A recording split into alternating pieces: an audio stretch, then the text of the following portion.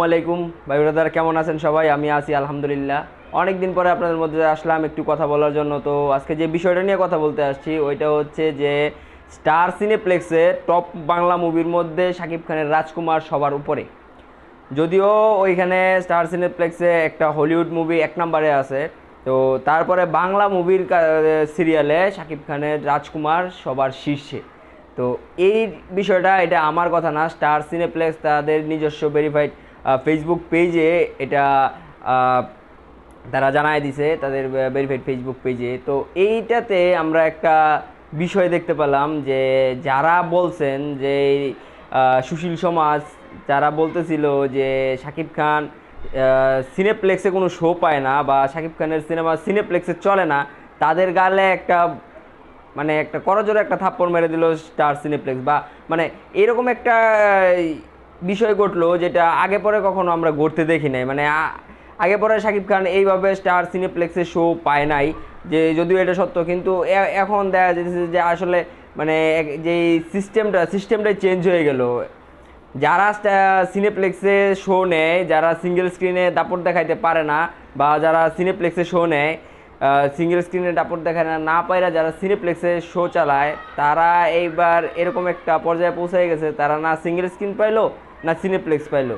তো মানে শাকিব খানের সাথে এখন যে আসতেছে মানে তারা কোনো কিছু সুবিধাজনক করে উঠতে পারতেছে না। তার কারণ হচ্ছে এখন যদিও তারা আগে সিনেপ্লেক্সে কিছু শো পাইতো, সিনেপ্লেক্স দিয়ে তারা তারা চলতে পারতো, কিন্তু এখন তারা আর সিনেপ্লেক্সও শো পাইতেছে না। এই বিষয়টারই পুঁজি করছে আমাদের ইকবাল সাহেব, যিনি এই বিষয়টার কারণেই ঈদে ওনার সিনেমা ডেড বডি আনে নাই।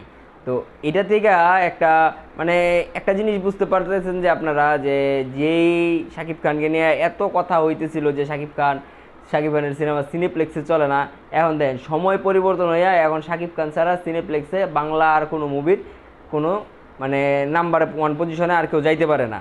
এখন মানে একটা জিনিস যে শাকিব খানের যে অভিনয় ছিল রাজকুমারে, এই ধারাবাহিকতা যদি বজায় থাকে তাহলে স্টার সিনেপ্লেক্স টপ ওয়ানের সিনেমা থাকবে শাকিব খানের, এটা ধরে নিতে পারেন। যদিও আমরা জানি যে তুফান সিনেমা আসতেছে, দরদ আসতেছে, যা সিনেপ্লেক্সে সবার শীর্ষে থাকবে এটা আমরা আশা করতে পারতেছি। তবে রাজকুমার সিনেমাটা আমার কাছে বিশেষ করে অনেক ভালো লাগছে। রাজকুমার সিনেমা সম্পর্কে একটা ভিডিও পরবর্তীতে দিব ইনশাল্লাহ। কিন্তু এখন যেটা বলতেছি এটা হচ্ছে যে সিনেপ্লেক্সে শাকিব খানের শো চলে না, সিনেমা চলে না, এইটা নিয়ে যে যারা বলতেছিলেন যে শাকিব খানের সিনেমা সিনেপ্লেক্সে চলে না, তাদেরকে এখন কানে ধরে দেখানো উচিত যে দেখেন সিনেপ্লেক্সের স্টার সিনেপ্লেক্সের শীর্ষ মুভি, বাংলা সিনেমার শীর্ষ সিনেমা হচ্ছে রাজকুমার।